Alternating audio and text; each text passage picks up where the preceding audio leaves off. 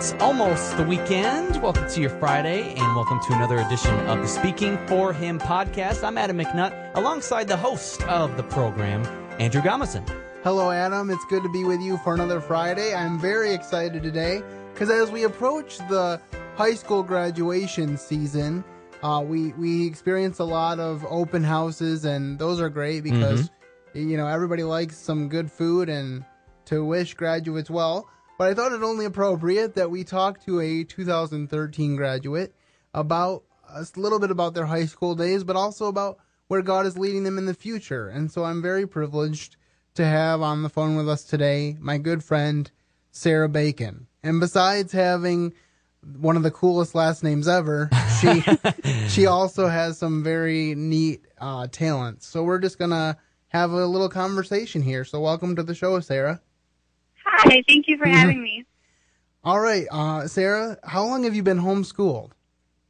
I've been homeschooled my whole school life, along with all my siblings. All right, so pretty much 18 years. Pretty much, yeah, all the way. All right. Did your parents tell you why they decided to homeschool you? Well, right before my oldest sister was born, they saw a whole bunch of families that they really enjoyed and respected, and their kids were all homeschooled. And the more they researched and looked into it, the more they really saw what they liked, and they enjoyed how the kids respected their parents, and they were well behaved, and they really loved their families, and they loved that about them. And so they really studied it and decided that's what they wanted to do. Now, a lot of people say that homeschoolers are not socialized enough. I know I got that question, how are you socialized, as I was going through my homeschool experience, which was kind of ironic given the fact that I was part of a family of 11 children. But the greater question is people do legitimately have this question. They think that homeschoolers aren't socialized enough. But I see you proving this wrong in a major way. Could you tell us a little bit about your time with Homeschool Performing Arts? Yeah, HPA, or Homeschooling Performing Arts, it's a Christian-based group of school-aged homeschool kids working together under some really amazing directors over the course of usually the whole school year to put on a theater production, usually sometime in the early year. And they have 3 different locations they work out of, Grand Rapids, Lansing, and Kalamazoo. And we've all been really blessed with enough success and talent to be able to put on a couple different shows in each city, usually a younger kids show and then 2 older productions. And it's just so much fun, and it can get hectic, but by the end of the production, we're all like family. So it's such a huge blessing for everyone involved. And I know it kind of started out as one program, but now there's like 2 or 3 homeschool performing arts programs throughout the state, so it's really expanded. It really has, and I know, I don't know immediate plans, but I'm sure we'll be expanding even more in the future. So, what was your favorite show to be involved in with HPA? I would have to say Brigadoon. It wasn't a really well-known story, but the bonding that I got to do in that one was really special. All the people around me were able to connect with me and with each other, and we just bonded so well, and it was a huge blessing to be able to show others that, too. I always thought that Brigadoon was an interesting story, to say the least. I'm still not sure I get it, but I'm glad that you enjoyed that production. And definitely, from my own background in theater, that's definitely been one of the best things, is just getting to know great people. So it helps make the whole production so much easier, too. All right. Well, in addition to your theater, you also you also play an instrument with a homeschool fine arts band, if I understand correctly. Could you tell me a little bit about what instrument that you play? I play the viola. It's a lot like a violin, which is the more common instrument, but a viola can play a lot lower notes. We don't normally play the melody, so we're harmony. It can get a little bit boring, but there are a lot less of us, so when you do find a viola, we're in high demand, so you can get some really nice attention there, too. And what's the highest profile event you ever played at? Well, the organization I play with, HSMA, Homeschool Music Association, we have a special concert once a year, and students from the organization take various solos or ensembles to district solo and ensemble, and from there, that's the district level.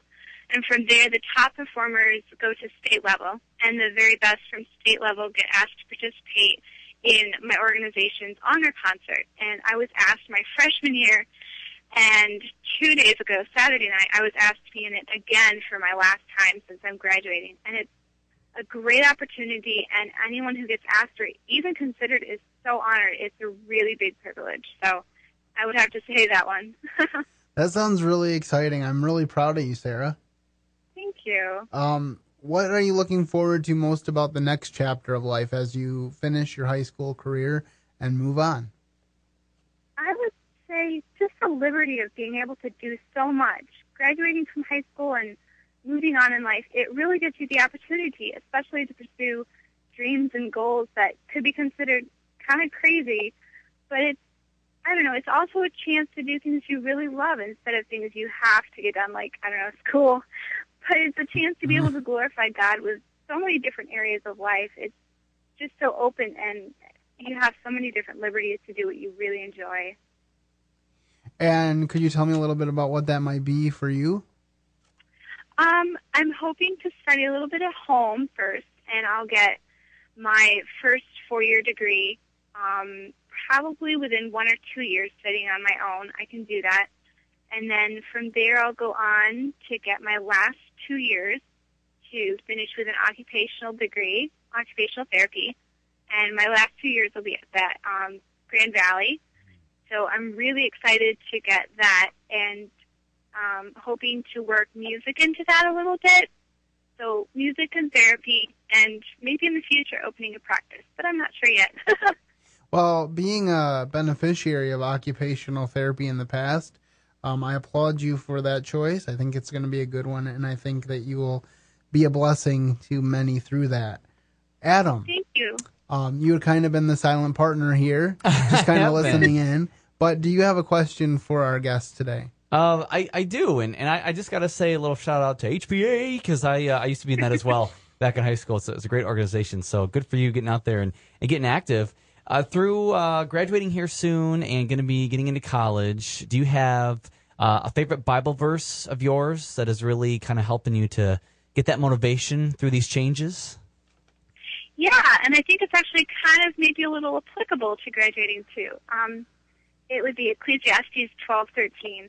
Let us hear the conclusion of the whole matter. Fear God and keep his commandments, for this is the whole duty of man.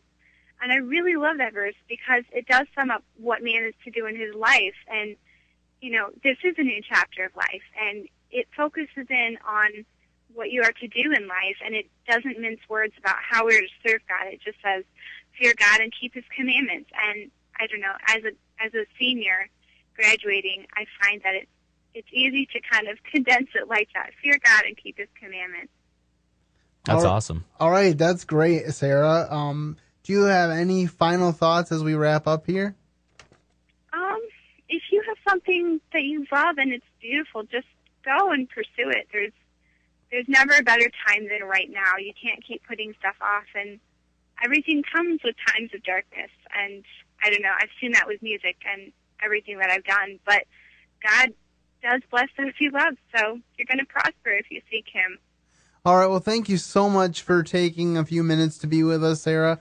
I'm really thrilled that you agreed to come on, and I think it's going to be a blessing to people listening, so thank you very much. Thank you. It was a huge honor.